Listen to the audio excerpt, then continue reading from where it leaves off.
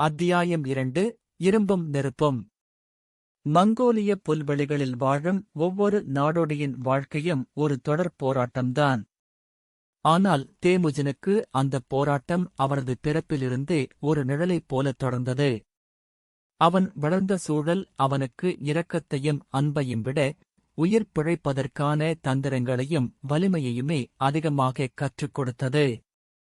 மங்கோலியர்களின் அன்றாட வாழ்க்கை என்பது வெறும் மந்தைகளை மேய்ப்பது மட்டுமல்ல, அது ஒரு இரகசிய இராணுவ பயிற்சி போன்றது. ஒவ்வொரு ஆணும் ஒரு போர் வீரன், ஒவ்வொரு பெண்ணும் ஒரு பாதுகாவலி. தேமுஜின் சிறுவயதிலேயே குதிரைச் சவாரியில் வித்தை காட்டத் தொடங்கினான்.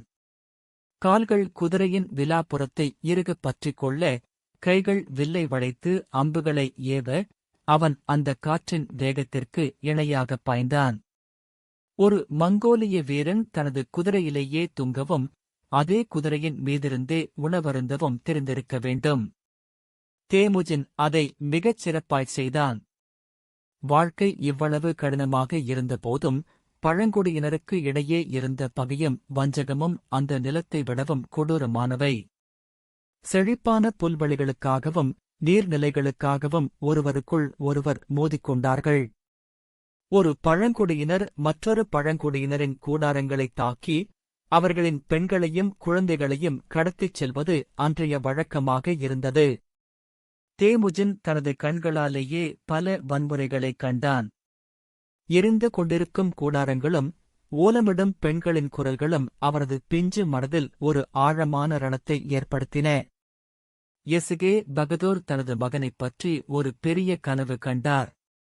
தேமுஜினின் கண்கள் சாதாரண குழந்தைகளுடையது போல இல்லை, அவை ஒரு வேட்டைக்கார சிறுத்தையின் கண்களைப் போல எந்நேரமும் விழிப்புடன் இருந்தன. என் மகன் வெறும் வீரனாய்ப் போவதில்லை, அவன் இந்தச் சிதறிக் கிடக்கும் பழங்குடியினரை இணைக்கும் ஒரு பெரும் சக்தியாய் மாறுவான் என்று எசுகே தனது நண்பர்களிடம் அடிக்கடி கூறுவார். அவர் தேமுஜினுக்கு கற்றுக் கொடுத்த தற்காப்பு கலைகளும் ராஜதந்திரங்களும் அவரது எதிர்காலத்திற்கு வித்திட்டன. அந்தக் காலகட்டத்தில் சோற்றுக்குக் கூட பஞ்சம் நிலவியது. வேட்டையாடினால் மட்டுமே உணவு, இல்லை என்றால் பசிதான் மிஞ்சும். தேமுஜின் தனது தம்பிகளுடன் சேர்ந்து காடுகளில் நீண்ட தூரம் அலைந்து திரிந்து வேட்டையாடினான். ஒருமுறை ஒரு சிறிய மீனுக்காக அவனுக்கும் அவனது மாற்றாந்தாய் மகனுக்கும் இடையே நடந்த வாக்குவாதம் ஒரு பெரும் மோதலாக மாறியது. அந்த வயதிலேயே தனது உரிமையை நிலைநாட்ட அவன் தயங்கவில்லை. இரக்கம் என்பது ஒரு வீரவனுக்கு இருக்க வேண்டிய குணம் அல்ல, இலட்சியம் மட்டுமே முக்கியம் என்பதை அவன் அப்போதுதான் உணரத் தொடங்கினான். புல்வெளியின் குளிர்கால இரவுகளில் நெருப்பு மூட்டி அதன் அருகே அமர்ந்து பெரியவர்கள் சொல்லும் வீரக்கதைகளை தேமுஜின் ஆவலோடு கேட்பான்.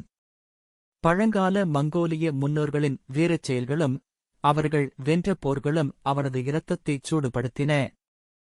நாம் ஏன் ஒருவருக்கொருவர் சண்டையிட்டுக் கொள்கிறோம்? நாம் அனைவரும் ஒன்றாகச் சேர்ந்தால் இந்த உலகத்தையே வெல்ல முடியாதா என்ற கேள்வி அவரது மனதில் முதலாக தோன்றியது அங்கேதான்.